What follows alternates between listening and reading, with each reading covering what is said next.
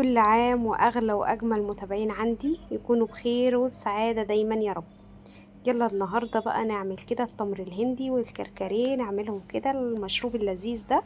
هنعمله كده بكل سهولة، طبعا لا غنى عن الكركديه بقى والتمر الهندي كده على سفرة رمضان. بصراحة بيكون جميل جدا. طبعا احنا بنكون عايزين بقى ايه الوقت كده، يعني عايزين نستغل بقى الوقت كده في الصلاة وفي الصوم والعبادة. فاحنا عايزين بقى نعمل كده العصاير بتاعتنا ونعمل حاجتنا عشان نسهل علينا، يبقى كده مش اليوم كله مقضينه في المطبخ. زي ما انت شايفه الجمال بجد هيكون جميل جدا. هتطلعي كده العلبة تاخدي منها معلقتين كده، هتبص تلاقي نفسك عملتي اجمل واحلى عصير. او تشيليه في اكياس، حاجة بقى اللي تريحك. يا رب النهاردة الفيديو يعجبك. بسم الله ونصلي على النبي ويلا نبدأ بقى الفيديو. طبعا معايا كده شوية كده من الكركديه، ومعايا كده برضو من التمر الهندي وحدتين كده. بصراحة انا بحب التمر الهندي اللي هو الاسواني الجميل ده، ولو انت بتحبي التمر اللي هو اللي هي بتبقى القطعة المغلفة ديت ممكن تجيبيه ده او ده، ما فيش مشكلة، بس بصراحة ده بيكون جميل جدا. بدأت ان انا هاخد بقى شوية الكركديه كده اشطفهم كده تحت الحنفية كده، يدوبك بس شطفة بس لو فيهم اي اتربة ولا اي حاجة. وبرضو معايا التمر الهندي شطفته برضو. ممكن في المرحلة ديت تكون غالية مية وتحطيهم بقى في المية المغلية وتسيبيهم كده على النار يغلوا شوية. بس بصراحة انا بحب انقعهم كده في مية مغلية، وبسيبهم مثلا من الصبح بالليل او من بالليل للصبح على حسب الوقت. بس سيبيهم وقت كبير يعني عبال ما يزرد كده ويتنقع معاكي كويس. بدأت جبت له كده مية مغلية، وهبدأ ان انا هسيبه كده. طبعا زي ما انتم شايفين بدأ ان هو اساسا مجرد ما نزلت عليه بالمية المغلية كده بدأ يزرد معايا اهو. التمر الهندي هيدوب كده يعني، وهيبدأ ان هو برضو ينزل، هيزرد معايا كده. هغطيه بقى واسيبه.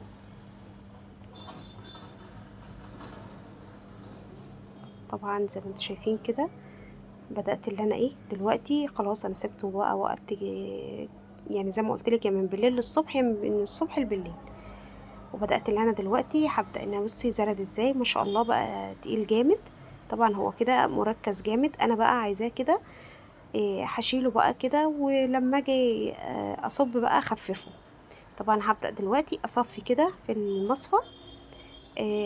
هشيل منه كده التفل. يعني انا هصفيه، والتفل ده لسه هحط عليه برضو شويه ميه سخنه تاني واركنه جنبي كده على جنب برضو. وبعد كده ابدا ان انا اصفيه كده بالمصفى. هينزل معايا هيزرد معايا تاني برضو، لان طبعا هو كده كميه كبيره ولسه انا ما يا دوبك اخدت بس شويه منه، ما يعني لسه فيه. انت اساسا لما تحط عليه ميه كده هتبصي تلاقيه زرد معاكي تاني. بس اهم حاجه وانت بتصفيه بقى تبداي ان انت تضغطيه كده بمعلقه او حبه تضغطيه بايدك. هيزرد معاكي برضو تاني وهيعمل معاكي شويه حلوين برضو. طبعا هبدأ دلوقتي كده اجيب برضو المصفى واحط عليها كده شاشة. احنا ممكن نشتري من نص متر من الشاش هيكفينا كده العصائر رمضان كده. ما بنستغناش ابدا عن الشاش. طبعا الشاشة ديت بتخليلك العصير ما فيهوش اي شوائب كده ولا اي حاجة. طبعا خطوة مهمة ان العصير بتاعك كده ما يكونش فيه اي شوائب، الشوائب ديت هتضايقك. طبعا المصفى لازم هتعدي فيه شوائب وكده، فاهم حاجة بقى تصفيه التصفية الجميلة ديت. وطبعا احنا زي ما احنا يعني بنعمل كمية كبيرة حلوة. اه تعملي اي عصير بقى بتفضليه وبتحبيه بقى في رمضان، يبقى معاكي كده العصير جاهز.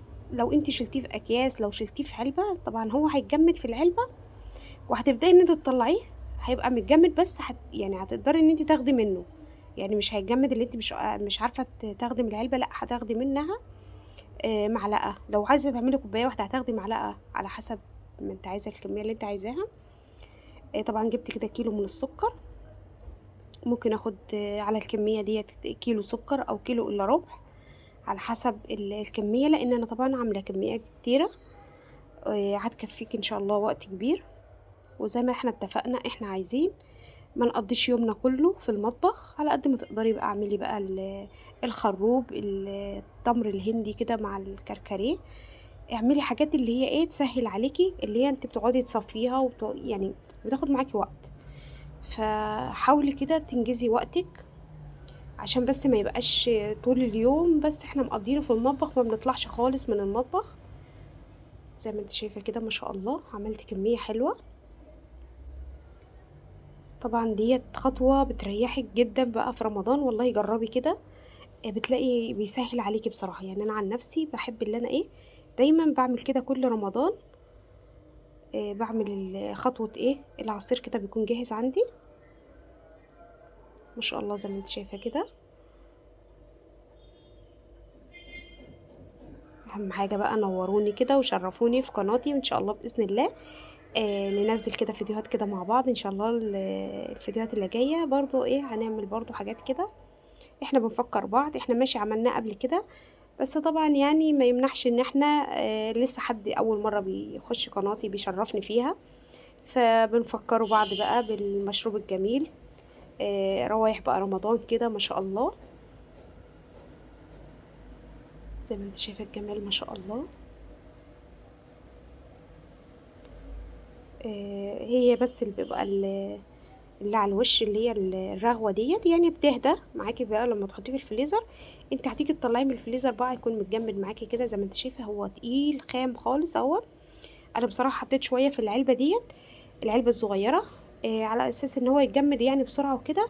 فطبعا هو هياخد معايا وقت كبير، معلش سامحوني انا والله يعني عشان التصوير.